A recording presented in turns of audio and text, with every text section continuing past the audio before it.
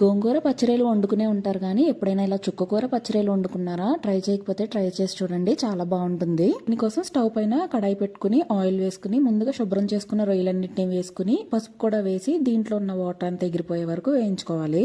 ఇప్పుడు అదే కడాయిలోకి ఆయిల్ వేసుకుని కట్ చేసుకుని పెట్టుకున్న ఉల్లిపాయలు పచ్చిమిర్చి కూడా వేసి గోల్డెన్ బ్రౌన్ వచ్చేంత వరకు వేయించుకున్న తర్వాత మనం పక్కన వేయించుకుని పెట్టుకున్న రొయ్యలను కూడా వేసి ఉప్పు కారం వేసి పచ్చివాసన పోయేంత వరకు వేయించుకోవాలి. చుక్కకూర అనేది కొంచెం పుల్లగానే ఉంటుంది కాబట్టి ఉప్పు కారం అనేది కొంచెం ఎక్కువే పడతాయి, సో చూసుకుని వేసుకోవాలి. ఇప్పుడు చుక్కకూరని తీసుకుని శుభ్రంగా వాష్ చేసిన తర్వాత కట్ చేసుకుని పక్కన వేగుతున్న రొయ్యల్లోకి ఈ ఆకుకూర అంతటిని వేసేసుకుని మెత్తగా మగ్గేంత వరకు ఉడికించుకోవాలి. ఈ చుక్కకూరలో పులుపు అనేది గోంగూర అంత ఎక్కువగా కాకపోయినా చాలా బ్యాలెన్స్డ్ గా ఉంటుంది. కమ్మగా పుల్లగా ఈ కర్రీ చాలా బాగుంటుంది. మనకి ఆకుకూర అంతా మగ్గిపోయిన తర్వాత హాఫ్ గ్లాస్ వరకు వాటర్ వేసుకుని ఇంకో 10 నిమిషాల పాటు ఉడికించుకుంటే అంతే, ఎంతో టేస్టీగా ఉండే చుక్కకూర రొయ్యలు అయితే రెడీ అయిపోయినట్టే. ఒకసారి మీరు కూడా ట్రై చేసి ఎలా వచ్చిందో కమెంట్ చేయండి. వీడియో నచ్చితే సబ్స్క్రైబ్ చేసుకోండి.